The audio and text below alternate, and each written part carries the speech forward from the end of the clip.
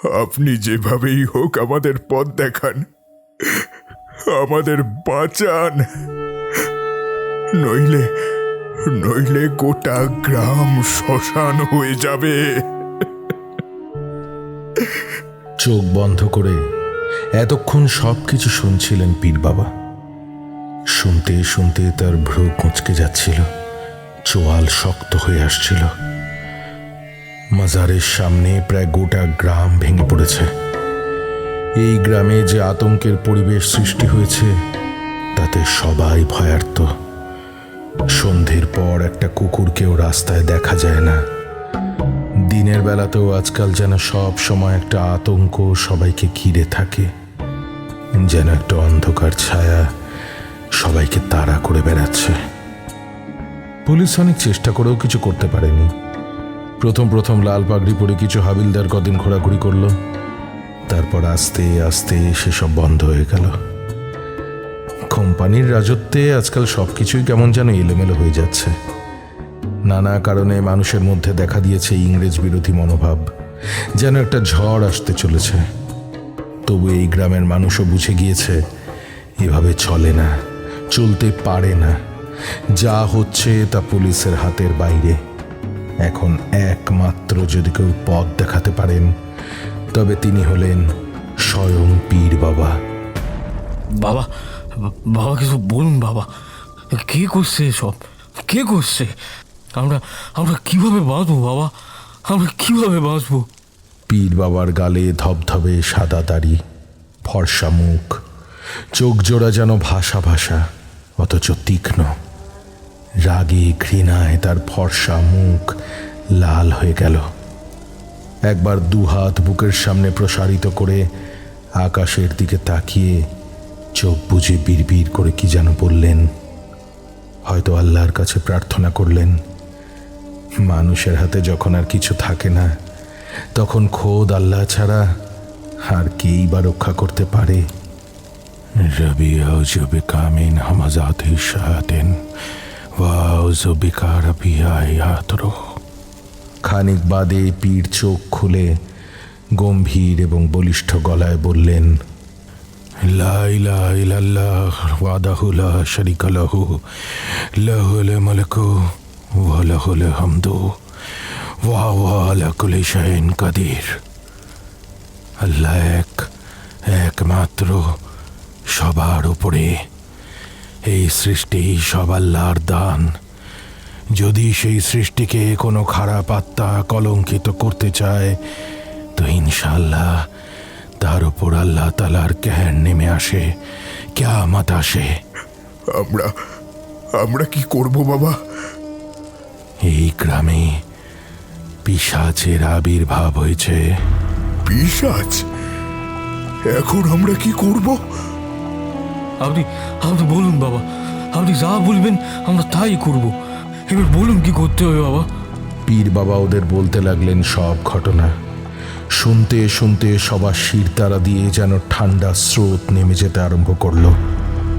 ভয়ে, উত্তেজনায়, আতঙ্কে সবাই যেন কেমন হয়ে গেল। পীর বাবা বিচক্ষণ মানুষ, তিনি বুঝতে পারলেন। বললেন, এর বেশি আমার আর কিছু জানা নেই। বিসমিল্লাহির রহমানির রহিম।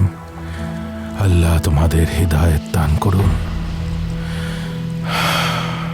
পীর বাবার কথা শুনে সবাই চলে গেল। এক প্রবল আতঙ্ক আর বিষণ্ণতায় তিনি অনেকক্ষণ চুপ করে রইলেন। কোরআন শরীফ বুকের কাছে আগলে চোখ বন্ধ করে প্রার্থনা করতে লাগলেন। তিনি বেশ বুঝতে পারছিলেন এক ভয়াবহ সময়ের মধ্যে তারা বাস করছেন। স্বয়ং আল্লাহ ছাড়া হয়তো কেউ রক্ষা করতে পারবেন না তাদের। কিন্তু তিনি যেটা বুঝতে পারছিলেন না সেটা হলো এর চেয়েও আরো এক ভয়ঙ্কর পরিণতি নেমে আসতে চলেছে সকলের জীবনে। এক মর্মান্তিক অভিশাপ, যার হাত থেকে নিস্তার পাওয়া হয়তো সত্যিই অসম্ভব।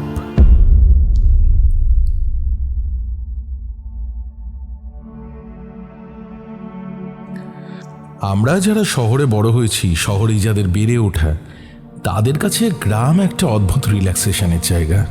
খোলা বাতাস, অক্সিজেন, অনেক সবুজ গাছপালা আর অনেক কিছু। গ্রামের মানুষের সারল্য আমাদের ভীষণভাবে টানে। আমাদের কাছে গ্রাম মানেই একটা খোলা বাতাস। কিন্তু সব গ্রামেই কি খোলা বাতাস থাকে? কোনো কোনো গ্রামে কি লুকিয়ে থাকে কোনো অন্ধকার অতীত, অন্ধকার ইতিহাস, যা বারবার ফিরে আসে এক ভয়াল ভয়ঙ্কর অভিশাপ হয়ে? বিভা ক্যাফেতে আজ শুনবেন শুভম ব্যানার্জির কলমে এক হাড় হিম করা গ্রাম বাংলার ভয়ের গল্প, কামড়। গল্প পাঠে অভিষেক।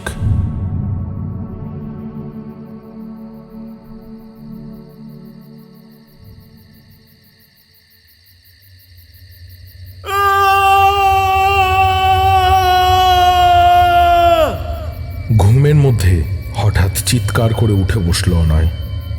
অন্ধকার হাতড়ে কোনো মতে টর্চ জ্বালল। একটু আলো চোখে পড়লে ঘুমোতে পারে না সে, তাই গোটা ঘর সম্পূর্ণ অন্ধকার। টর্চটা চারিদিকে একবার ভালো করে ঘুরিয়ে দেখে নিল অনয়। উড়োর পেছন দিকটায় একটা তীব্র যন্ত্রণা হচ্ছে। কোনো পোকা মাকড় কামড়ালো নাকি? পাশের টেবিলে রাখা জলের জাগ থেকে একটু জল হাতে নিয়ে জায়গাটা একটু ডলে নিল সে। তারপর শুয়ে ঘুমানোর চেষ্টা করল। তবে একটা চিনচিনে ব্যথা হয়েই চলেছে, ফলে ভালো ঘুম হলো না। পরদিন খুব ভোরে অনয় চারপাশে বেড়াতে বেরোলো। কাল সকালেই অনয় পৌঁছেছে এই নন্দনপুর গ্রামে। অনয়ের বাবার জন্মস্থানই গ্রাম। শুধু জন্মস্থানই নয়, শৈশবের অনেকটা সময়ও কেটেছে এখানেই। তবে 60-এর দশকের গোড়ার দিকে ওর বাবা কলকাতায় চলে আসে। সেখানেই চাকরি, তারপর বিয়ে, সংসার, অনয়ের জন্ম। ব্যাস, দেশের বাড়ি আর ফেরা হয়নি। তারপর কেটে গিয়েছে প্রায় 30 বছর। অনয় প্রথম এসেছে দেশের বাড়িতে। পৈতৃক ভিটে যদিও আগের অবস্থায় নেই, কিছু একদা মিষ্টভাষী আত্মীয়দের দখলে এখন পুরোটাই। তাতে যদিও অনয়ের বিন্দুমাত্র মাথা ব্যথা নেই, কারণ সে এখানে নিজের অধিকার দাবি করতে আসেনি। আসলে শহুরের ছেলে, আদ্যপান্ত ক্যালকেশিয়ান অনয়ের চিরকাল যেন গ্রামের প্রতি এক অমোঘ টান। তাই সে আরও ভেতরে তুবড়ি নামের একটি অন্য গ্রামে এসে উঠেছে। এখানে একটি ছোট মাটির কুঁড়ে ঘরে মাথা গোজার ব্যবস্থা করেছে। একা ভ্রমণ করার অভ্যেস আছে অনয়ের, তাই খুব একটা বেগ পেতে হয়নি। অনয় একটু একা থাকতেই বেশি পছন্দ করে। ছোট থেকেই একা একা বেশিরভাগ সময় কেটেছে অনয়ের। হাঁটতে হাঁটতে অনয় এসে পৌঁছলো এক প্রকাণ্ড জলাশয়ের সামনে। সামনে দৃশ্যটি দেখে মন্ত্রমুগ্ধের মতো চেয়ে রইল কিছুক্ষণ। আজ অনেক বছর পর সে এত ভোরে উঠেছে।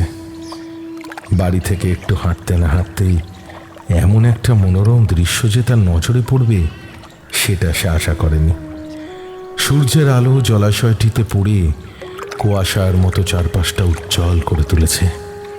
জলের ওপর সূর্যের আলোর প্রতিফলনে চোখ চিকচিক করে উঠল অনয়ের।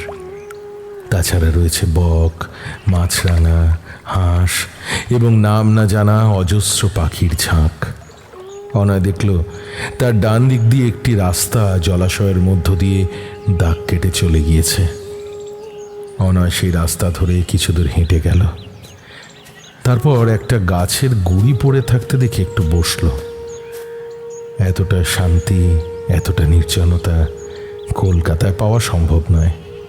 শুধু নির্জনতাই নয়, রাস্তার দুপাশে সারি বেঁধে দাঁড়িয়ে আছে লম্বা লম্বা গাছ, যার মধ্য থেকে অজস্র পাখির মিষ্টি কোরাস ভেসে আসছে। অনয়ের এই গ্রামে আসার সর্বপ্রথম কারণ হলো চেঞ্জ। তাছাড়া ফটোগ্রাফি অনয়ের প্যাশন, তাই ক্যামেরার বই ছাড়া সাথে এনেছে সামান্য কিছু জামাকাপড়। উদ্দেশ্য কিছুটা মানসিক শান্তি, সেই সঙ্গে ক্যামেরা নিয়ে কেরামতি আর পড়াশোনা। পাহাড় সমুদ্র অনেক ঘুরেছে সে, তাই এবার মন টানল এই অজপাড়াকা। তবে পৌঁছানোর কয়েক ঘন্টার মধ্যেই এমন একটি দৃশ্য যে চোখে পড়বে সেটা সে ভাবেনি। বসে বসে নানা ফ্রেম নিয়ে ভাবতে লাগলো অনয়। না, কালই ক্যামেরা নিয়ে বেরিয়ে পড়বে। বাড়ির মালিকের কাছ থেকে স্টোভ জোগাড় করতে খুব একটা অসুবিধে হলো না। তাতেই দুটো ভাতে ভাত দিয়ে রান্না সেরে নিল নয়। বাড়ির মালিক অত্যন্ত ভালো মানুষ, বয়স হয়েছে। বর্তমানে উনি অসুস্থ থাকায় বাড়ি থেকে বিশেষ বের হন না, তাই কথা হওয়ার খুব একটা সুযোগ হলো না। তবে উনি জানিয়েছেন সুস্থ হলেই অনয়ের সাথে দেখা করে আড্ডা দিয়ে যাবেন। দুপুরে খাওয়া দাওয়ার পর একটু জিরিয়ে নিয়ে বিকেলে ঘরটির পেছনে গিয়ে বসল অনয়। একটা গাছের গা ঘেঁষে একটি বেদি রয়েছে, সেখানে বসে একটা সিগারেট ধরালো। গতকাল এখানে এসে পৌঁছেছে অনয়। প্রকৃতির মাঝে বেশ সতেজ অনুভব করল। টাটকা বাতাস, টাটকা শাকসবজি, টাটকা মাছ, এগুলোর অবদান অবশ্য কম নেই এর পেছনে। এছাড়া প্রাকৃতিক সৌন্দর্য তো আছেই। ঘরের পেছনেই রয়েছে একটি ছোট পুকুর, যার চারপাশে ছোট বড় বিভিন্ন গাছ ঘিরে রয়েছে। পুরো গ্রামটাই যেন গাছগাছালিতে ঘেরা। সিগারেট শেষ করে ঘরে এসে পেছনের জানালাটা খুলে দিল অনয়। তখনই হঠাৎ বাইরে থেকে একটা ডাক শোনা গেল। অনয় বাবু, অনয় বাবু। অনয় বাইরে এসে দেখল বাইরে দাঁড়িয়ে সৈফুল চাচা। সৈফুল অনয়দের পৈতৃক বাড়িতে মালির কাজ করে। সেই অনয়কে এই ঘরের ব্যবস্থা করে দিয়েছে। অনয় হাসি মুখে বলল, আরে সাইফুল চাচা, এসো এসো, ভেতরে এসো। না বাবা, আমায় এক্ষুনি যেতে হবে, নামাজের সময় হয়ে এলো। বলছি বাবা, কোনো অসুবিধে হচ্ছে না তো? না না, আপাতত কোনো অসুবিধে নেই। এই যে এই তোমায় কাল আমাদের বাড়ি দেখিয়ে দেবো। এই কোনো অসুবিধে বুঝলে সাথে সাথে আমার বাড়ি চলে যাবে কিন্তু। হ্যাঁ হ্যাঁ হ্যাঁ, নিশ্চয়ই। আমি আসি তাহলে। এই সাবধানে থেকো, হ্যাঁ সাবধানে থেকো। সাইফুল চাচা। হ্যাঁ কি গো অনয় বাবু, আবার পিছু ডাকলে কেন গো? আচ্ছা সাইফুল চাচা, পোকামাকড় তাড়ানোর কোনো ওষুধ আছে? ওষুধ? হ্যাঁ বাবা, আছে আছে। আমি ওই মেয়ের হাত দিয়ে পাঠিয়ে দেবো ওখানে। হ্যাঁ। সৈফুল চলে গেল। বাইরে তখন অন্ধকার নামছে। আকাশের লালচে আভা মুছে গিয়ে যেন আস্তে আস্তে একটা পাতলা কালো চাদর নেমে আসছে পৃথিবীর বুকে। ঘরে এসে হ্যারিকেন জ্বালল অনয়। গ্রামগঞ্জে যেন ঝুপ করেই সন্ধে নামে। ঘরে রাখা চৌকির ওপর বসে অনয় সৈফুলের কথাই ভাবছিল। কত পুরনো মালি সৈফুল। বাবার সাথে খুব ভালো বন্ধুত্ব ছিল এককালে। সেই সুবাদে অনয়কে বড় স্নেহ করে লোকটা। মানুষটা বড় ভালো আর মিষ্টভাষী। হঠাৎ অনয়ের কানে একটা শব্দ এলো। অনয়ের মনে হলো তার বাড়ির পেছনের পুকুরটায় যেন কেউ স্নান করতে নেমেছে। অনয় ভাবল, এই শীতের সন্ধে কার এই পুকুরে স্নান করতে ইচ্ছে হলো? আর পুকুরটা যেন ঠিক স্নান করার উপযোগীও নয়। হঠাৎ দরজার কড়া নাড়ার শব্দ হলো, সেই সঙ্গে পায়ের শব্দ। অনয় তাড়াতাড়ি দরজা খুলেই দেখল একটা মেয়ে ছুটে উঠোনের বাইরে গিয়ে দাঁড়ালো। অন্ধকারে ভালো বুঝতে পারল না সে। হ্যারিকেনটা হাতে নিয়ে দেখল একটা 9-10 বছরের মেয়ে দাঁড়িয়ে। লালচে চুল, পরনে একটা হলুদ জামা, মুখটা খানিক ময়লা, হাতে একটা শিশি নিয়ে দাঁড়িয়ে আছে। মেয়েটি বলল, পোকা মারার ওষুধ। এই বলে শিশিটা এগিয়ে দিল অনয়ের দিকে। তুমি সাইফুল চাচার মেয়ে? মেয়েটি কোনো উত্তর দিল না। একবার ঘরের ভেতরের দিকে তাকালো, তারপর ছুটে পালিয়ে গেল। অনয় বেশ অবাক হলো। মেয়েটির মুখখানা মিষ্টি, কিন্তু কেমন যেন অস্বাভাবিক রোগা। তাছাড়া মেয়েটি অমন করে ঘরের দিকে কি দেখল? অনয় নিজের কুঁড়ে ঘরটার দিকে তাকালো, কিছুই দেখতে পেল না। ঘরে এসে আবার জানালার দিকে তাকালো। পুকুরের জল সম্পূর্ণ স্থির। এত তাড়াতাড়ি স্নান করে চলেও গেল। হঠাৎ অনয়ের মনে হলো বাচ্চা মেয়েটির মুখে চোখে কেমন একটা ভয় ছিল। অনয় এবার ঘরটার দিকে ভালো করে দেখল। ঘরে রাখা একটা চৌকি, একটা পুরনো টেবিল আর একটা কাঠের প্রকাণ্ড আলমারি। বাইরে তখন অন্ধকার নেমেছে, সেই সঙ্গে ঠান্ডা হাওয়া। ঝিঁঝি পোকার ডাক শোনা যাচ্ছে, মাঝে মাঝে দূর থেকে ভেসে আসছে শেয়ালের ডাক। চারপাশে কোনো মানুষের শব্দ নেই, কেবল আশপাশের কিছু বাড়ির থেকে ভেসে আসছে শাঁখ বাজানোর শব্দ। তারপরই সব নিস্তব্ধ, শুধু ঝিঁঝি পোকার ডাক আর শেয়ালের ডাক।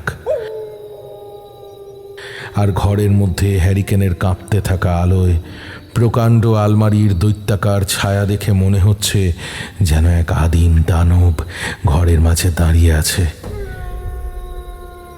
এরকম এক থ্রিলিং অভিজ্ঞতাই তো অনয় চেয়েছিল। তাহলে এখন হঠাৎ বুকের ভেতর একটা মৃদু ঢিপ ঢিপ অনুভব করছে কেন? সৈফুল চাচাকে তো গতকাল বুক ঠুকেই বলেছিল যে তার অন্ধকারে একা থাকতে কোনো সমস্যা হবে না। তাই তো কোনো ইলেকট্রিসিটির কানেকশন না থাকা সত্ত্বেও এই ঘরে থাকতে সে রাজি হয়েছিল। কে জানে, এটা হয়তো থ্রিলেরই একটা অংশ। যদি ভয়ই না পেল তাহলে আর থ্রিলের মজা কোথায়? কিছুক্ষণ পড়াশোনা করার পর হাত ঘড়ির দিকে তাকালো অনয়। রাত 8টা। গ্রাম দেশে 8টা মানে অনেক রাত। অনয় ভাবলো এবার খাওয়া দাওয়ার ব্যবস্থা করা যাক। সে ঠিক করেছে রাতে সে চিঁড়ে, ছাতু, মুড়ি এসব খেয়েই কাটাবে। কিন্তু অবাক ব্যাপার, ছাতুও যেন আজ তার কাছে অমৃতের মতো লাগছে। একটা গেলাসে জলের মধ্যে ছাতু গুলে ঢক ঢক করে জল গলায় ঢেলে দিয়ে যেন সে অনেকটা চাঙ্গা বোধ করল। জানালাটা বন্ধ করে হ্যারিকেনের আলোটা কমিয়ে দিয়ে চৌকিতে বসে একটা সিগারেট ধরালো। আগামীকালের জন্য সে উত্তেজিত বোধ করছে। সকাল হলেই ওই পুকুরের কাছে গিয়ে মন খুলে ছবি তুলবে। তারপর বাজার করে নিয়ে এসে বিকেলের দিকে যাবে গ্রামের উত্তর দিকে। সেখানে নাকি একটা 300 বছরের পুরনো মাজার আছে, সেটাও দেখতে হবে। এরকম একটা গ্রামে একটা ঐতিহাসিক নিদর্শন দেখতে পাবে, এটা ভেবেই কেমন একটা উত্তেজনা বেড়ে গেল অনয়ের। এসব 7-5 ভাবতে ভাবতে লেপ মুড়ি দিয়ে কখন যে ঘুমিয়ে পড়ল তা খেয়াল নেই। আচমকা ধরপড় করে উঠে বসল অনয়। রাত তখন কটা কে জানে। সে কি ঠিক শুনল? কিছু একটা যেন জীবনের শব্দ। ভালো করে কান পাতল। কই, কোথাও তো কিছু নেই। ঝিঁঝি পোকার ঢিমে গুঞ্জন ছাড়া কোনো শব্দ নেই। তাহলে কি ঘুমের মধ্যে ভুল শুনেছে? আচ্ছা, হ্যারিকেনটা কমিয়ে রেখে শুয়েছিল না? তাহলে সেটা বেমালুম নিভে গেল কিভাবে? জানালাও তো বন্ধ। কিছু বুঝে ওঠার আগেই হঠাৎ একটা তীব্র পচা গন্ধে ভরে গেল ঘরটা। অনয়ের যেন গা গুলিয়ে আসতে লাগলো। গন্ধটা সময়ের সাথে সাথে যেন আরো তীব্র হয়ে উঠেছে। বালিশের পাশ হাতড়ে টর্চ জেলে চৌকির নিচ থেকে শুরু করে আলমারি আর টেবিলের নিচ সহ গোটা ঘর তন্ন তন্ন করে খুঁজে দেখল। কোথাও কিছু নেই। তাহলে কোথা থেকে আসছে গন্ধটা?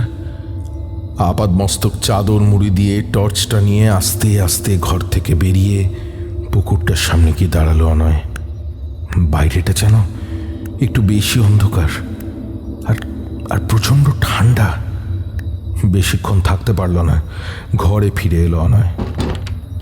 গন্ধটা আর নেই, যেন নিজে থেকে মিলিয়ে গিয়েছে। টর্চ জেলে হাত ঘড়িতে দেখল ভোরের আলো ফুটতে আর বেশি বাকি নেই। রাত শেষ হতে চলেছে। তাই আর হ্যারিকেন না জেলে একটা সিগারেট ধরিয়ে সকালের অপেক্ষা করতে লাগলো।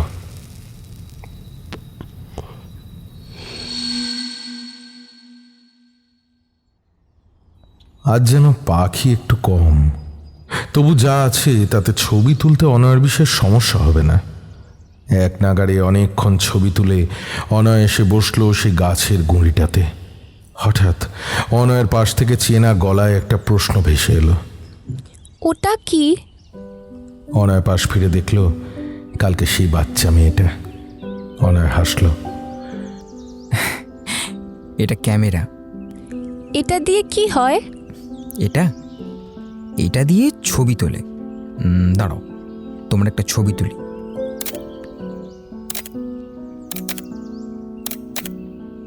অনয় খেয়াল করে মেয়েটির চোখে লজ্জা বা ভয় কিছুই যেন আজ আর নেই, বরং আজ সে বেশ হাসি খুশি।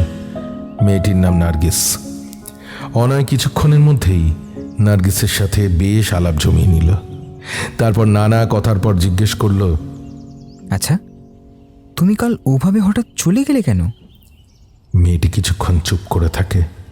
মেয়েটির মুখে যেন আবার সেই ভয়, সেই আতঙ্ক ছায়া ফেলল। মেয়েটি আচমকা জিজ্ঞেস করল, তোমার ওই ঘরে ভয় করে না? কেন ভয় করবে কেন? ওই ঘরের পিছনে যে গোড় আছে। গোড় আছে? হ্যাঁ গো, ওই জানলাটা খুলবে না, ওই জানালা দিয়ে গোড়টা দেখা যায়। গোড় আছে তো কি হয়েছে? ওখানে ওখানে ডাইনি আছে। অনেক কিছু বলতে যাবে এমন সময় এক মহিলা বাচ্চাটিকে দূর থেকে ডাকে। বাচ্চাটির মা হবে হয়তো। বাচ্চাটি চলে গেল। অনয় যেন একটা ঘোরের মধ্যে ছিল। গতকাল রাতের সেই অদ্ভুত অভিজ্ঞতার কথা অনয়ের ফের মনে পড়ে গেল। বাজার করে বাড়ি আসে অনয়। আজ একটু মাংস খেতে ইচ্ছে করছে। আগে কখনো একা একা মাংস রান্না করেনি, এই প্রথম। অনয় একটা ব্যাপার ভেবে একটু অবাক হলো। এখানে সব মানুষের মধ্যে একটা যেন মিল আছে। না না, একটা নয়, দুটো। প্রথমত, এখানে প্রতিটি মানুষের মধ্যে একটা দারিদ্র্যের ছাপ স্পষ্ট। প্রতিটি মানুষ যেন জরাজীর্ণ এবং শারীরিকভাবে অবসন্ন। দ্বিতীয়ত, প্রত্যেকের ব্যবহার যেন ভীষণ রকম অমায়িক। অনয়ের মনে হচ্ছে সে যেন কত কাল ধরেই গ্রামে আছে। সবাই একদিনের মধ্যেই তাকে বেশ আপন করে নিয়েছে।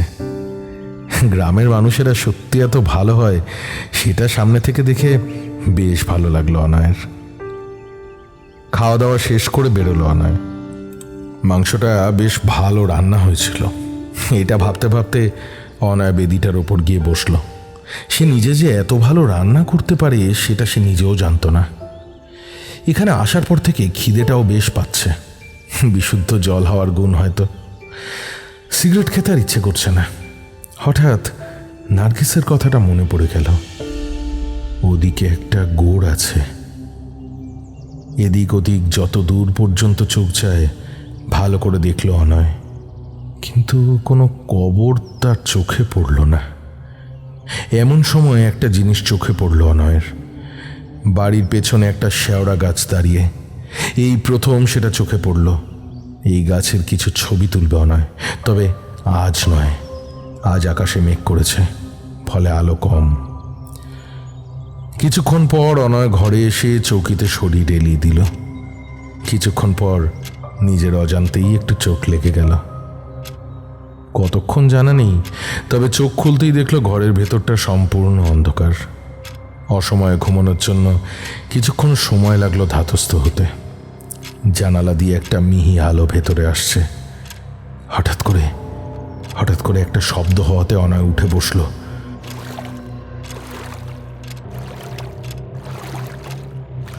শব্দটা ঠিক গতকাল সন্ধ্যের শব্দটার মতোই।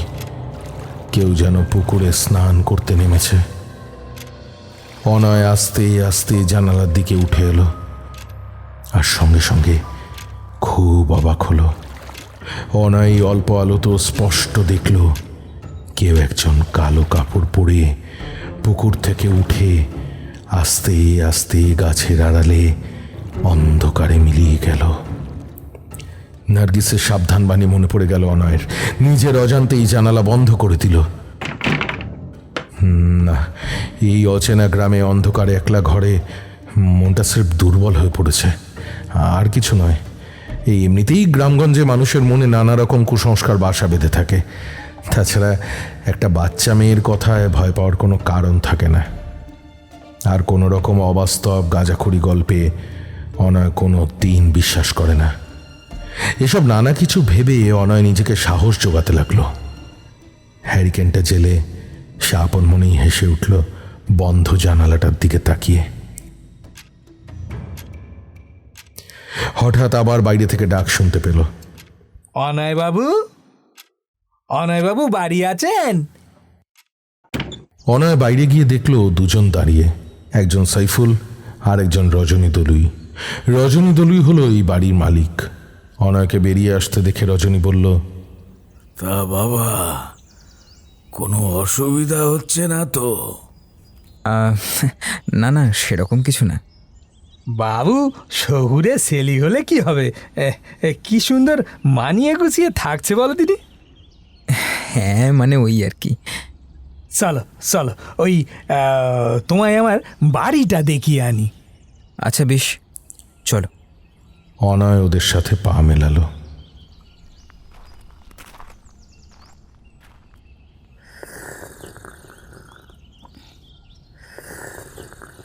চায়ের কাপে চুমুক দিতেই নিজে থেকেই কপাল, ভুরু, নাক কাছাকাছি চলে এলো। এত বিস্বাদ চা সে কোনো দিন খায়নি। যেন চিনি নয়, বরং বরং নুন দিয়ে তৈরি। এর থেকে অনয় নিজে অনেক ভালো চা করতে পারে। এক চুমুক দিয়ে যথাসম্ভব নিজেকে সামলে কাউকে কিছু বুঝতে না দিয়ে কাপটা পাশের টেবিলে নামিয়ে রাখল। তারপর সে রজনীকে জিজ্ঞেস করল, আচ্ছা, ওই বাড়িটার পেছনে যে পুকুরটা আছে সেখানে কি স্নান করা যায়? না না বাবা, এর চেয়ে ঢের ভালো পুকুর কাছেই আছে। না না না, আমিও তো স্নান করব না।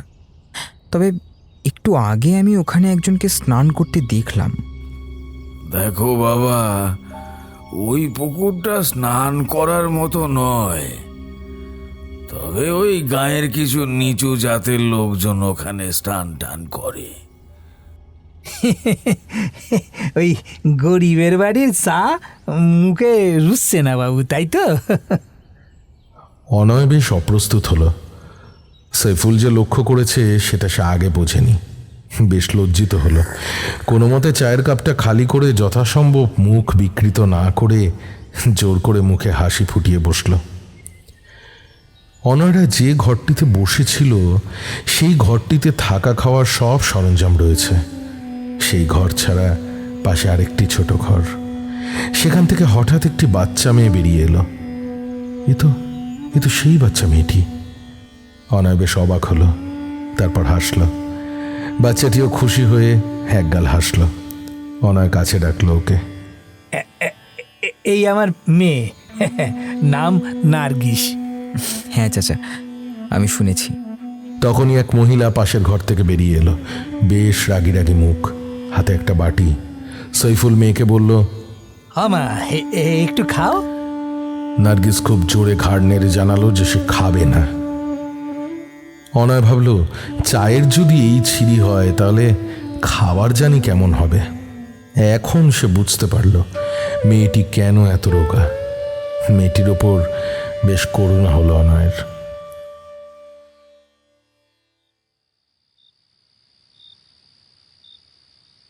সন্ধে তখন প্রায় 7টা। অনয় একা একা হেঁটে বাড়ি ফিরছে। আজ দুপুরে ঘুমিয়ে পড়ার কারণে মাজারটা আর ঘুরে আসা হলো না। তাই কাল সকাল সকাল সে মাজারের উদ্দেশ্যে বেরিয়ে পড়বে বলে ঠিক করল।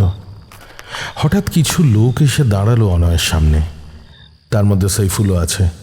তারা অনয়কে নিয়ে গেল একটা সাদা কাপড় দিয়ে ঘেরা প্যান্ডেলের মতো একটি জায়গায়। অনয় কিছু বোঝার আগেই সে দেখল তার সামনে নানা রকম খাবার। সাইফুল বলল, বাবু, এই তোমার জন্য আমাদের গ্রামের তরফ থেকে এই সামান্য একটু ভেট। অনয় বেশ অবাক হলো, খুশিও হলো। নানা রকম খাবার সামনে রাখা। খাবার পরিবেশন করার আগে সাইফুল এসে অনয়কে এক গ্লাস শরবত দিল। শীতকালে শরবত খেতে ইচ্ছে না হলেও অনয় খেয়ে নিল। একটু ঝাঁঝালো, কিন্তু শরবতটা খেতে মন্দ নয়। তারপর খেতে শুরু করলো। নানা রকম তরিতরকারি, মাছ, মাংস, চাটনি, মিষ্টি, কিছুই বাদ নেই। যেন এক এলাহি আয়োজন। গ্রামের অনেকেই সেখানে ছিল। প্রত্যেকেই অনয়কে অত্যন্ত যত্ন করে আপ্যায়ন করলো। একটু লজ্জা করছে ঠিকই, কিন্তু গ্রামের লোকেদের আতিথেয়তার বহর দেখে বেশ ভালো লাগলো অনয়ের।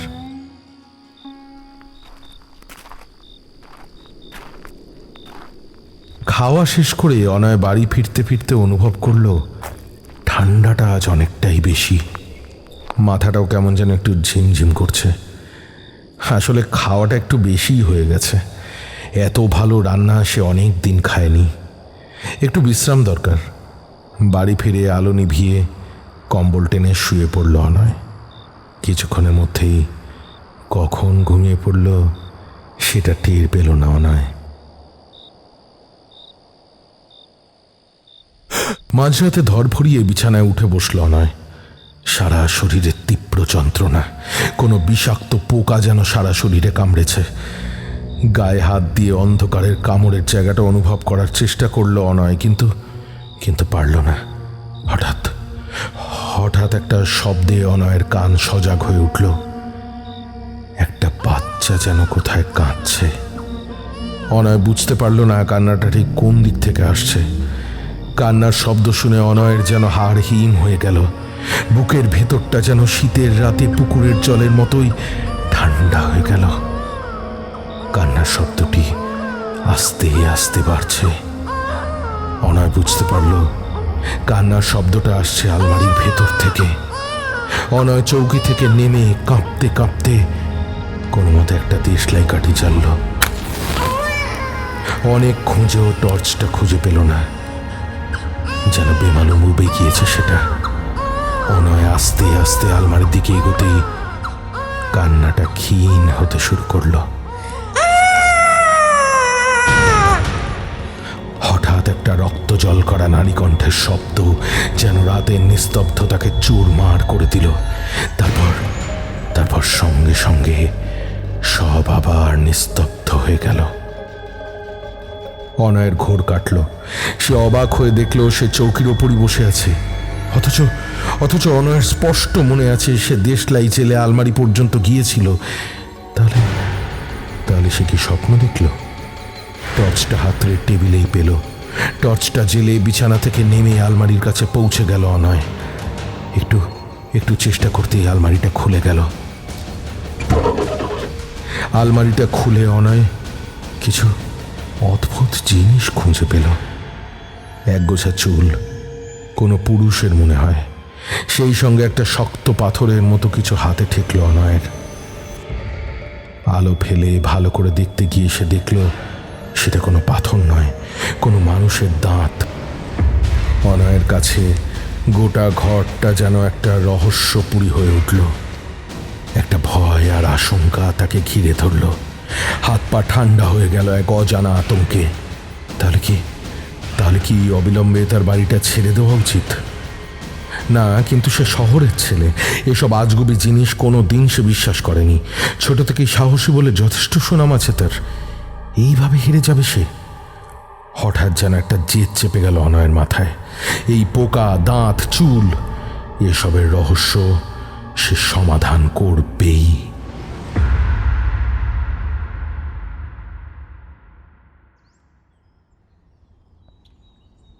পরদিন অনয়ের ঘুম থেকে উঠতে একটু দেরি হয়ে গেল। আকাশ ফর্সা না হওয়া পর্যন্ত ঘুমোতে পারেনি সে। ঘুম থেকে উঠতে অনয় লক্ষ্য করে এই দুদিনেই বেশ হৃষ্টপুষ্ট চেহারা হয়েছে তার। এখন এই বাড়ি সম্পর্কে আরও খোঁজ খবর নিতে হবে তাকে। মাজারের দিকে বরং বিকেলের দিকে যাওয়া যাবে। সবার প্রথম সে যায় রজনী দলুইয়ের বাড়ি। সেখানে গিয়ে সে জানতে পারে গতকাল রাতে সে ফের অসুস্থ হয়ে পড়েছে। তবু দেখা করে সে রজনীর সাথে। রজনী বেশি কথা বলার অবস্থায় নেই। তার মধ্যেই অনয় জিজ্ঞেস করে, আচ্ছা, ওই বাড়িটায় আগে কি থাকতো?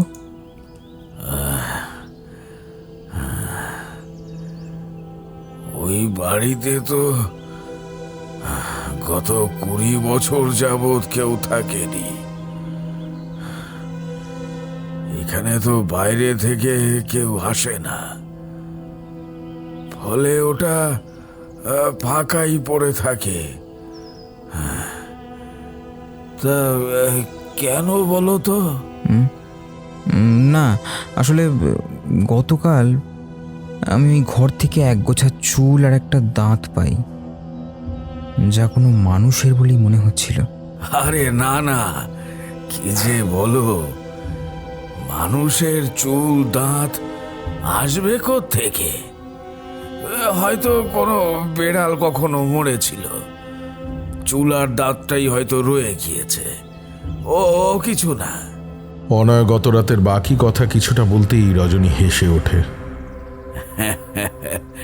সইফুল তো বলেছিল ওই ঘরে আলো নেই, তুমি শহরের ছেলে, একা থাকতে পারবে না।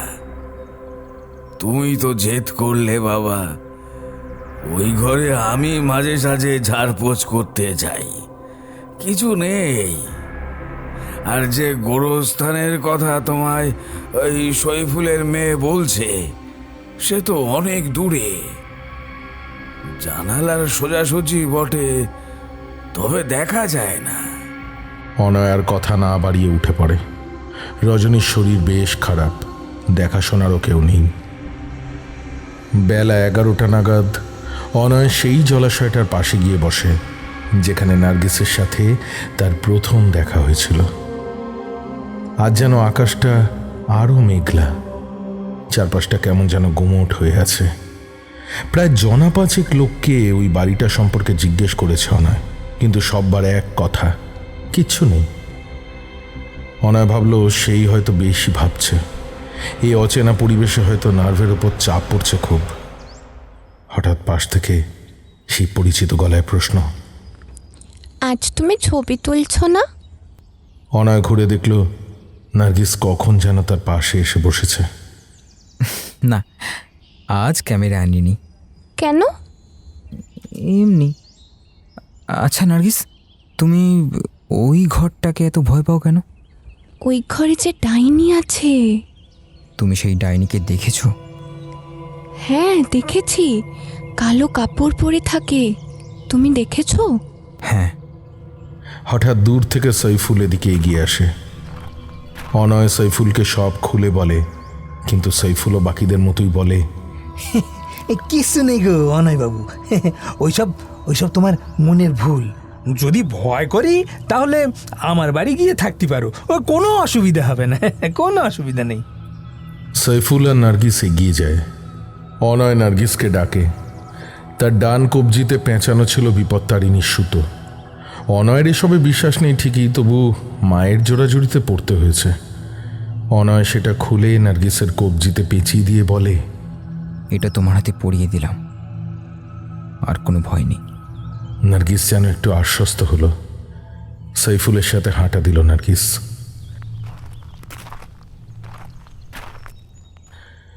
দুপুরের দিকে অনয় মাজারের দিকে রওনা দিল।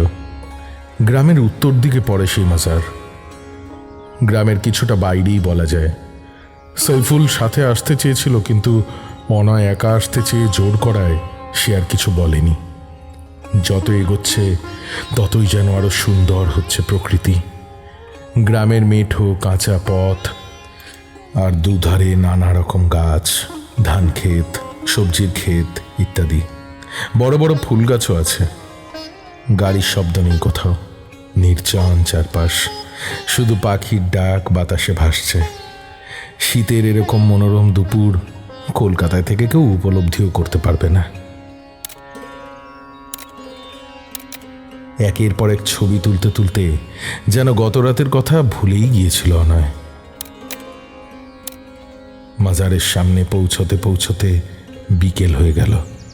সামনে একটা বিশাল বড় অশ্বত্থ গাছ দাঁড়িয়ে, তার পেছনেই একটা অর্ধেক ভাঙা সুরকির গাঁথনি দেওয়া ইটের দেওয়াল। তার গা ঘেঁষে প্রায় ধ্বংসস্তূপের মতোই দাঁড়িয়ে একটা মাজারের ধ্বংসাবশেষ। দরজা পর্যন্ত গিয়ে ঢুকতে সাহস পেল না অনয়। হঠাৎ এক কর্কশ ভারী গলায় ভেতর থেকে কেউ যেন জিজ্ঞাসা করল, কে? দরজা খুলতে অনয় দেখল ভেতরটা আলো আধারিতে ঢেকে আছে। মাঝখানে একটি সমাধি সবুজ কাপড়ে ঢাকা। পেছনে হয়তো আরো ঘর আছে, যা ভালো করে বোঝা যাচ্ছে না। অনয় এদিক ওদিক তাকিয়ে প্রশ্নকর্তাকে খুঁজতে লাগলো। তখনই আবার অন্ধকার চিরে সেই গলা কানে এলো, এবার যেন আরো কর্কশ, আরো তীক্ষ্ণ। ঢুকবি না তুই, এখানে ঢুকবি না, যা যা বলছি। হঠাৎ অনয় দেখল সমাধির পাশে একটা জমাট বাঁধা অন্ধকার যেন নড়ে উঠল। এক দীর্ঘ চেহারার ফকির সামনে দাঁড়ানো, উচ্চতা প্রায় 6.5 ফুট থেকে 7 ফুট, পরনে কালো আলখাল্লা, গলায় অনেকগুলো পুঁতির মালা। লোকটার সামনে এগিয়ে আসতে অনয় দেখল লোকটার কোমর পর্যন্ত চুল যাতে জট পড়ে আছে, মাথায় ফেট্টি, আর বুক পর্যন্ত লম্বা দাড়ি। মুখে অসংখ্য বলিরেখা মুখটাকে আরো বিভৎস করে তুলেছে। লোকটার চোখ দুটো ছোট কিন্তু লাল, যেন ভাটার মতো জ্বলছে। অনয় সেখান থেকে এক ছুটে বেরিয়ে যায়।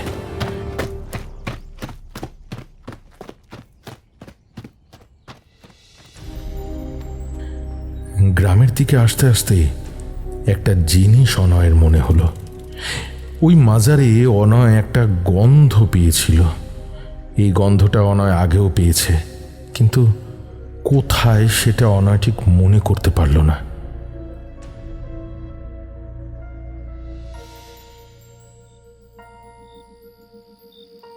বাড়ি পৌঁছতে প্রায় রাত 8টা বেজে গেল ওর। সে অনুভব করল খুব খিদে পেয়ে গেছে তার। শুধু ছাতুতেই খিদে মিটবে না। বেরিয়ে খাবারের দোকান খুঁজতে লাগলো। অনেক খোঁজাখুঁজির পর অনয় একটা খাবারের দোকান খুঁজে পেল। দোকানটার অবস্থা খুব ভালো মনে না হলেও দোকানে আর কোনো খদ্দের না দেখে বেশ খুশি হলো অনয়। আজও মাংস খেতে ইচ্ছে করছে তার। রুটি আর মাংস অর্ডার করে বেঞ্চের ওপর বসল। দোকানের মালিক নিজে এসে অত্যন্ত যত্নের সাথে খেতে দিল, কিন্তু না, মুখে তুলতেই অনয় বুঝল এই খাবার খাওয়া অসম্ভব। যেমন বিস্বাদ তেমনি বাজে গন্ধ।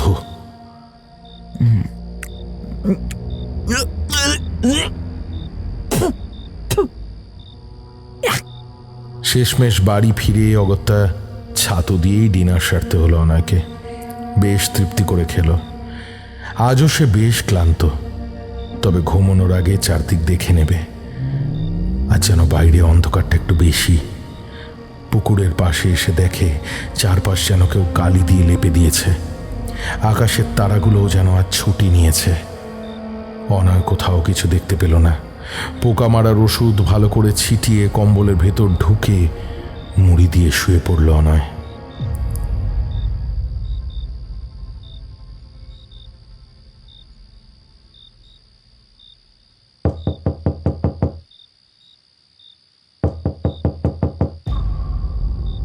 হঠাৎ দরজায় টোকা পড়তে অনয়ের ঘুম ভেঙে গেল। আবার এত রাতে কে এসে ডাকবে? আজ ভয়ের সাথে রাগ আর বিরক্তি অনয়ের মাথায় চড়ে বসল। নির্ঘাত গ্রামের কিছু দস্যি ছেলেপুলের ঠাট্টা। সেও দেখিয়ে দেবে শহরের ছেলেরাও কতখানি সাহসী। আচমকা আবার কড়া নড়ে উঠল। তবে এবার জানালার। সেই সঙ্গে অনয় স্পষ্ট শুনতে পেল তার নাম ধরে কেউ ডাকলো, অনয় বাবু, অনয় বাবু, জেগে আছেন? এ তো সাইফুলের গলা। অনয় উঠে জানালা খুলতে অন্ধকারে একটু অবয়ব দেখতে পেল। মুখটা ভালো করে বোঝা যাচ্ছে না। সাইফুল কিছুটা ভাঙা ভাঙা স্বরে বলল, বাবু, বাবু আমায় বাঁচান, আমার আমার খুব বিপদ। সাইফুল চাচা, কি হয়েছে? আমার মেয়েটার বড় শরীর খারাপ। কোনো ডাক্তার কবিরাজি কাউকে পাচ্ছি না। আপনি একটু চলুন, মেয়েটার খুব বিপদ বাবু। গ্রামগঞ্জের ব্যাপার, অসুখ বিসুখ করলে সঙ্গে সঙ্গে ওষুধ পাওয়া সমস্যার। যদি কোনো প্রয়োজন পড়ে এই কথা ভেবে সঙ্গে করে কিছু ওষুধ এনেছিল অনয়। কিন্তু আগে জানতে হবে নার্গিসের কি হয়েছে। কি হয়েছে নার্গিসের? জ্বর হয়েছিল, এখন আর কথা কইছে না। অনয় আর সময় নষ্ট না করে ওষুধ নিয়ে বেরিয়ে যায়। নার্গিসকে সে এর মধ্যেই ভালোবেসে ফেলেছে, স্নেহ করে বড্ড। অনয় বেরিয়ে আসতেই সাইফুল বাড়ির পেছন থেকে ডাকে, এই দিক থেকে তাড়াতাড়ি যাওয়া যাবে। এইদিকে আসুন, এইদিকে আসুন।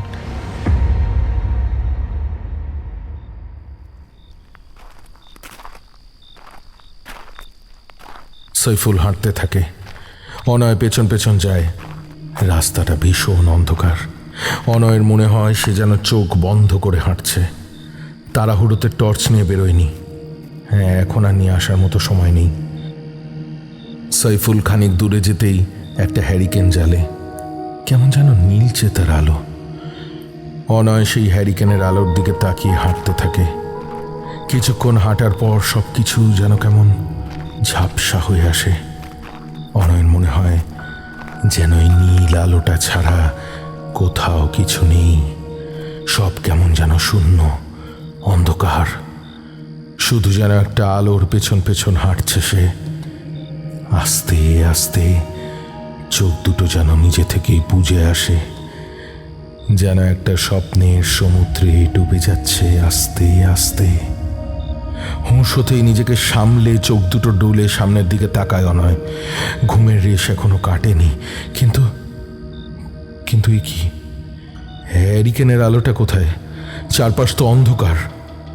সাইফুল চাচা, সাইফুল চাচা! কোনো সাড়া নেই। তাহলে কি সে ভুল রাস্তায় চলে এলো? ও সাইফুল চাচা! না, এবারেও কোনো সাড়া পেল না অনয়।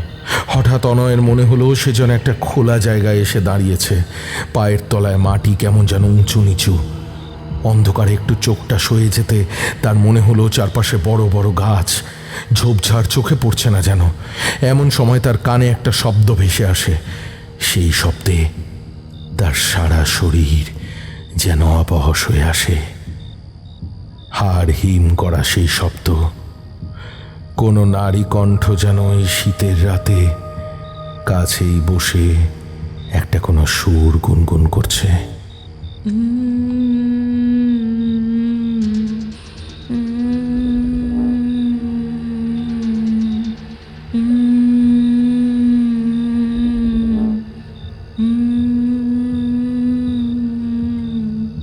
এত রাতে কে গুনগুন করবে? কাছাকাছি কোনো বাড়ি ঘর আছে বলেও তো মনে পড়ছে না। কিছুটা হাঁটতে হাঁটতে সে অনুভব করলো যেন যে কোনো মুহূর্তে জ্ঞান হারিয়ে ফেলবে। কারণ এই অন্ধকারেও সে স্পষ্ট দেখল এক নারী মূর্তি আপন মনে গুনগুন করছে আর কোনো কিছু টেনে ছিঁড়ে চিবিয়ে চিবিয়ে খাচ্ছে। পরনে ঘোমটা দেওয়া, কালো শাড়ি। অনয়ের পা দুটো যেন মাটিতে গেঁথে গেছে, কিছুতেই নাড়াতে পারল না। হঠাৎ সেই নারী মূর্তি মাথা তুলে অনয়ের দিকে তাকালো। তার হাতে একটা পচা গলা মৃতদেহ, যার কিছু অবশিষ্ট অংশ লেগে রয়েছে তার মুখে। তার মুখটা ভালো করে দেখতে পেল না অনয়, তবে সাদা দুটো চোখ যেন অন্ধকারে জ্বলছিল, যে চোখে কোনো মনির চিহ্ন নেই। অনয় আর এক মুহূর্ত দাঁড়ালো না। শরীরের সমস্ত শক্তি একত্রিত করে দিক বিদিক জ্ঞান শূন্য হয়ে ছুটে চলল সে। ছুটতে ছুটতে সে হঠাৎ অনুভব করলো তার পায়ের নিচে আর মাটি নেই, রয়েছে বরফের মতো ঠান্ডা জল। সেই জলে ছপ করে পড়ে গেল অনয়। কোনোভাবে জল থেকে মাথা তুলতেই শেওড়া গাছটা চোখে পড়ল অনয়ের। এ তো বাড়ির পেছনে সেই পুকুরটা থেকে উঠে এসে ঠক ঠক করে কাঁপতে কাঁপতে বাড়িতে গিয়ে ঢুকলো। আর এক মুহূর্ত সেই গ্রামে থাকবে না। জামা কাপড় তাড়াহুড়ো করে ব্যাগে গোছাতে গোছাতে হঠাৎ আলমারির ভেতর থেকে আবার একটি বাচ্চার কান্না শুনে থমকে দাঁড়ালো। আস্তে আস্তে আলমারির সামনে দাঁড়ালো। সাহসে ভর করে পাল্লা খুলে দিল আলমারির। পাল্লা খুলতেই একটা চিমসে পচা গন্ধে যেন বমি পেল অনয়ের। নিঃশ্বাস নেওয়াই দুষ্কর হয়ে দাঁড়ালো।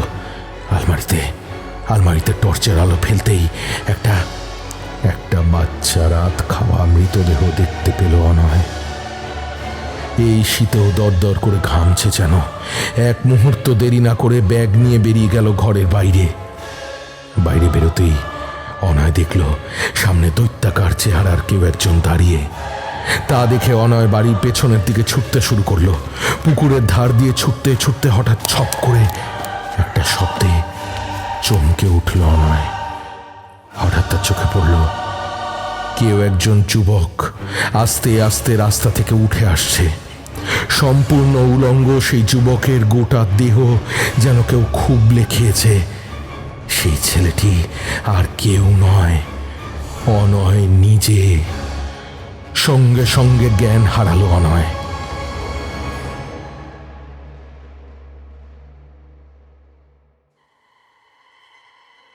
জ্ঞান ফিরতে অনয় দেখল সে এক অচেনা ঘরে শুয়ে রয়েছে।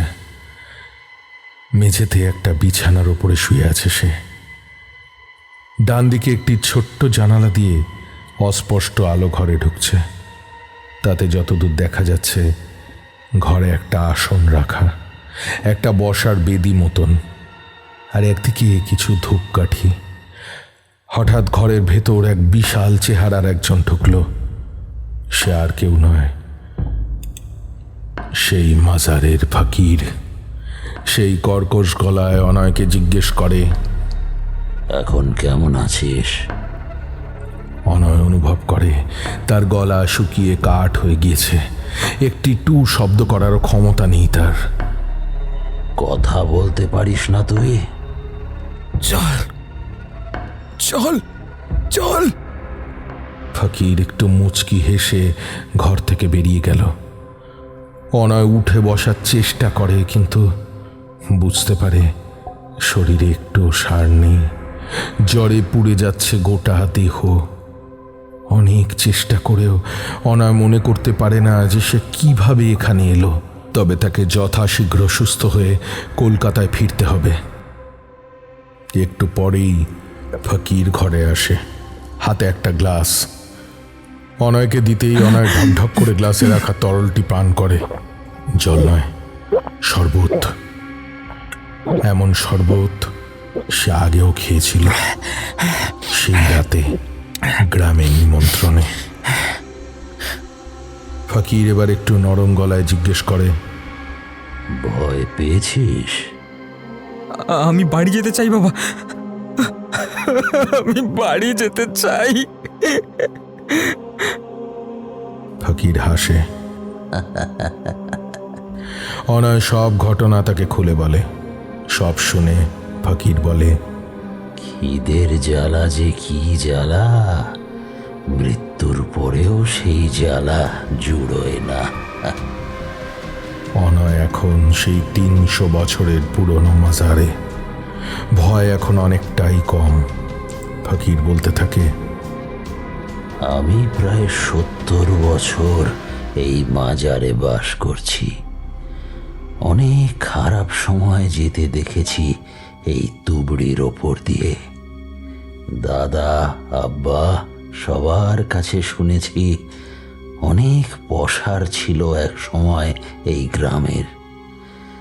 নবাব শামির উদ্দিন ছিলেন এই এলাকার শেষ নবাব। তার ইন্তেকালের পর সব পাল্টে যায়। সে আজ প্রায় ২২৫ বছর আগের কথা। অনয় হিসেব করে ২২৫ বছর। এটা ১৯৯৫, আর তার থেকে ২২৫ বছর পিছিয়ে গেলে অর্থাৎ ইংরেজি ১৭৭০ সালের কথা বলছে ফকির। ১৭৭০ সাল অর্থাৎ ১১৭৬ বঙ্গাব্দ, অর্থাৎ ৭৬-এর মন্বন্তর। ফকির শুনতে পায় কিনা বোঝা যায় না। সে বলে চলে, সে এক ভয়ঙ্কর সময়। না খেতে পেয়ে মারা যায় হাজার হাজার মানুষ। খিদের জ্বালায় মানুষ যেন পশু হয়ে উঠল। দোজখের আগুন জ্বলছিল চারদিকে। সারা বাংলা জুড়ে চলে এই সর্বনাশের খেলা। ২২৫ বছর পার হয়ে গেল। কত কিছু পাল্টে গেল। দেশ স্বাধীন হলো, দেশ ভাগ হলো, কত খুন খারাপি, কত কিছু হলো। তবু সেই অভিশপ্ত সময়ের অভিশাপ আজও বয়ে বেড়াচ্ছে তুবড়ি। তখন ইংরেজির ১৮২০ সাল। মন্বন্তরের প্রকোপ থেকে কোনো মতে বেরিয়েছে বাংলা, সেই সঙ্গে এই তুবড়ি। হঠাৎ করে একের পর এক বাচ্চা হারিয়ে যেতে থাকে এখানে। বাচ্চাদের বাড়ি থেকে বেরোনো বন্ধ করে দিলে কমতে থাকে যুবকের সংখ্যা। তখন যিনি এই মাজারের দেখাশোনা করতেন তিনি ছিলেন নানা রকম অলৌকিক শক্তির অধিকারী। গ্রামের সব মানুষ বিপদের দিনে তাঁর শরণাপন্ন হতো। তাঁর অলৌকিক শক্তির সাহায্যে তিনি জানতে পারেন কোনো এক নারী একের পর এক বাচ্চাকে তুলে নিয়ে যাচ্ছে আর তাদের মেরে তাদের খেয়ে পেট ভরাচ্ছে। কিন্তু সে কোথা থেকে আসছে আর বাচ্চা এমনকি যুবকদের ভুলিয়ে নিয়ে কোথায় যাচ্ছে তা তিনি বলতে পারেন না। গ্রামের লোক সেই অজানা নারীকে ধরার জন্য টোপ ফেলে, তারপর তার পিছু নিয়ে মোক্ষম সময় তাকে হাতে নাতে ধরে ফেলে। শুরু হয় মারধর। তারপর জানা যায় মন্বন্তরের সময় খিদের জ্বালায় সে তার স্বামী আর সন্তানকে মেরে খেয়ে ফেলেছিল। সেই থেকে মানুষের কাঁচা রক্ত মাংস ছাড়া কোনো কিছুই তার মুখে রুচত না। গ্রামের লোক সেই ডাইনিকে আধমরা করে গ্রামের একদম শেষ মাথায় একটা পুকুরের পাশের শেওড়া গাছে বেঁধে রাখে। সেই ডাইনির তখন শোচনীয় অবস্থা, মুখ ফেটে রক্ত ঝরছে, চোখ ফুলে গেছে, পরনের কালো শাড়ি ছিঁড়ে গেছে। তারপর সেখানেই খিদের জ্বালায় ছটফট করতে করতে একদিন ইন্তেকাল হয় তার। তারপর সেখানেই খিদের জ্বালায় ছটফট করতে করতে একদিন ইন্তেকাল হয় তার। তবে মরার ঠিক আগে পৈশাচিক হাসি হেসে সে বলে গিয়েছিল, আমার মৃত্যুই হবে আমার মুক্তি। খিদে তারপরেও মিটবে না আমার। শান্তিতে কোনো দিন তোরা কেউ খেতে পারবি না, কেউ না, না খেয়ে মরবি সব। যতই খিদে থাকুক খাবার তোদের মুখ থেকে নামবে না। এই গ্রাম ছেড়ে আমি কোনোদিনও যাব না, আমি এখানেই থাকবো। সব মরবি তোরা, তীর তীর করে মরবি।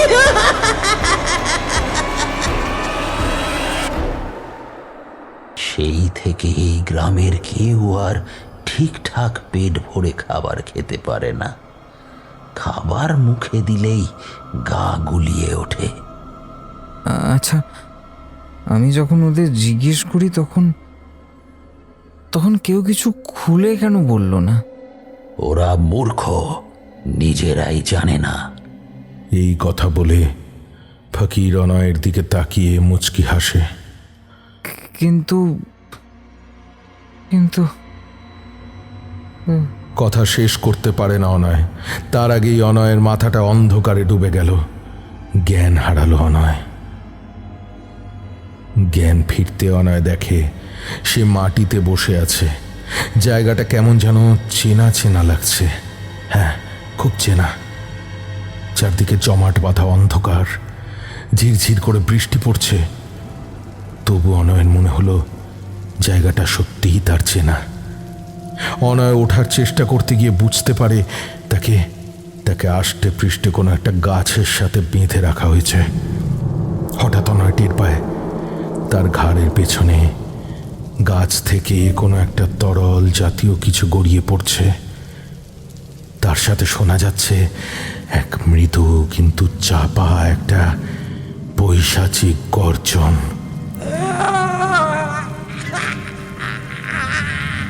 অনয় আস্তে আস্তে উপরের দিকে তাকায়।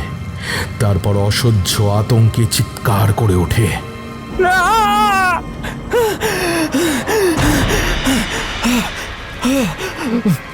যে দৃশ্য অনয় দেখল তা দেখে অনয়ের সমস্ত শরীরের রক্ত যেন জমাট বেঁধে গেল।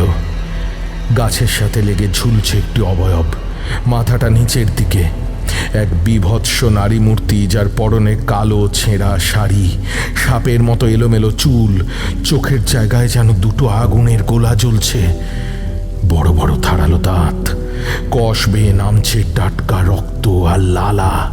সেই রক্ত মেশানো লালা টপ টপ করে অনয়ের ঘাড়ের কাছ বেয়ে আসছে। অনয় চোখ বন্ধ করে ফেলে আতঙ্কে। হঠাৎ হঠাৎ ধূপ করে একটা শব্দ হয়। অনয় চোখ খুলে দেখে সেই বীভৎস ডাইনি মূর্তি তার একেবারে সামনে। অনয় তার জ্ঞান ধরে রাখার কোনো শক্তিই যেন পায় না। শরীর যেন পাথর হয়ে গিয়েছে তার। পাথরের মূর্তির মতো চেয়ে অনয় দেখল সেই পিশাচিনী আস্তে আস্তে অনয়ের শরীরে তীক্ষ্ণ ফলার মতো দাঁত বসাতে যাচ্ছে। চোখ বন্ধ করে ফেলে অনয়। এক মর্মান্তিক মৃত্যুর সামনে সে অসহায়।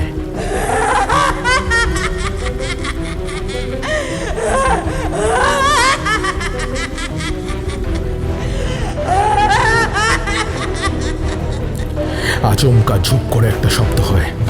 অনয় চোখ খুলে দেখে কোথাও কেউ নেই। চারপাশে সব চুপচাপ।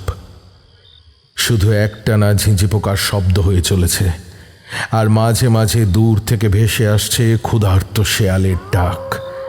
সে অনুভব করে তার বাঁধনটি আলগা হয়ে যাচ্ছে। বাঁধনটি খুলে যেতে অনয় ঘুরে দেখে পেছনে দাঁড়ানো নার্গিস। অনয় দাদা, তুমি গ্রাম থেকে পালিয়ে যাও। অনয় ঠিক বুঝতে পারে না, তার যেন সব বুদ্ধি লোপ পেয়ে গেছে।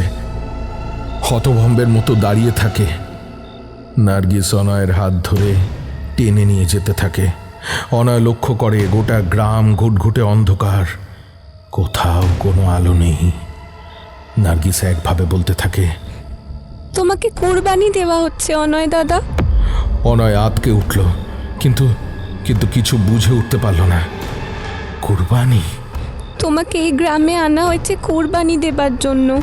মাজারের ফকির বলেছে গ্রামের সবাই মিলে যদি ডাইনিকে ভেট দেওয়া হয় তাহলে এই গ্রামের সবাই কিছুদিন খেতে পারবে। ডাইনির খিদে না কমলে আমরা যে কিচ্ছু খেতে পারি না। এসব কি বলছে নার্গিস? ইউ কি সম্ভব?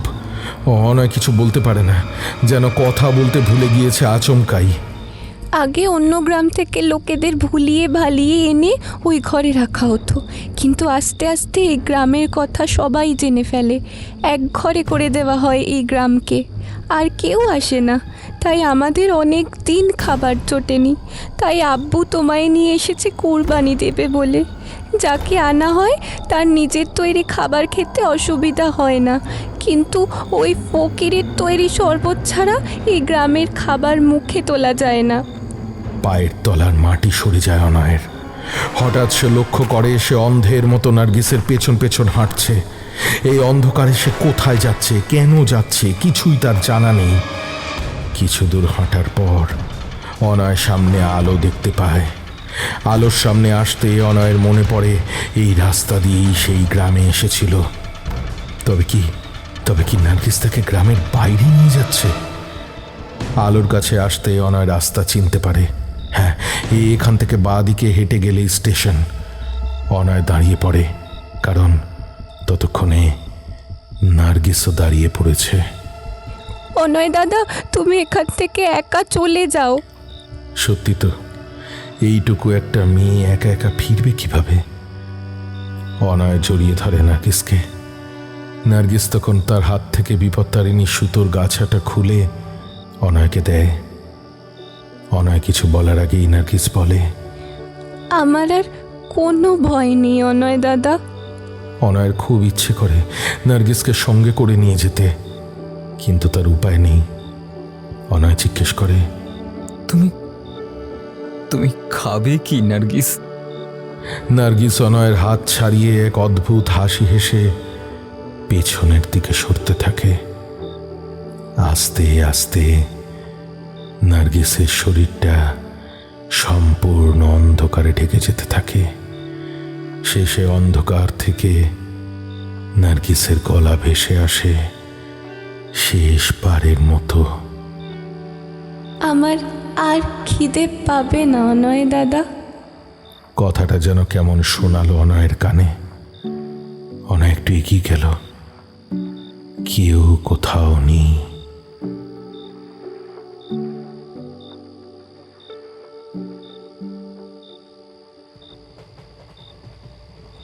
ট্রেনে বসে জানালা দিয়ে বাইরের পৃথিবীটাকে দু চোখ পরে দেখছে অনয়। মৃত্যুর কাছে না গেলে মনে হয় জীবনের মূল্য বোঝা যায় না। যে অভিজ্ঞতা নিয়ে অনয় ফিরছে তা কলকাতায় হয়তো কেউ বিশ্বাস করবে না, কিন্তু তার গায়ের কামড়ের দাগগুলো হয়তো প্রমাণ করবে মানুষের চেতনার জগতের বাইরেও আছে এক অন্য জগৎ। মনে পড়ে গেল হ্যামলেটের মুখ দিয়ে বলানো শেক্সপিয়ারের সেই বিখ্যাত সংলাপ, "There are more things in heaven and earth, Horatio, than are dreamt of in your philosophy." পৃথিবীতে এমন অনেক ঘটনাই ঘটে হোরেশিও, যা তুমি কল্পনাও করতে পারবে না। বাইরের আকাশে তখন উজ্জ্বল আলো, যেন মিথ্যে করে দিচ্ছে গত রাতের বিভৎস অভিজ্ঞতাকে। সেই পিশাচিনীর ভয়াবহ রূপ, আর অন্যদিকে নার্গিসের নিষ্পাপ দুটি চোখ। এই জগৎ সংসার এই বৈচিত্র্যেরই সমাহার। অন্ধকার আর আলো দুই নিয়েই সৃষ্টি। শীতের দুপুরের সেই নরম রোদ ঝলমলে আকাশের দিকে তাকিয়ে থাকতে থাকতে চোখজোড়া কেমন চিকচিক করে উঠল অনয়ের। শিশুরা সত্যি সত্যি ঈশ্বরের প্রতিরূপ, মৃত্যুর পরেও।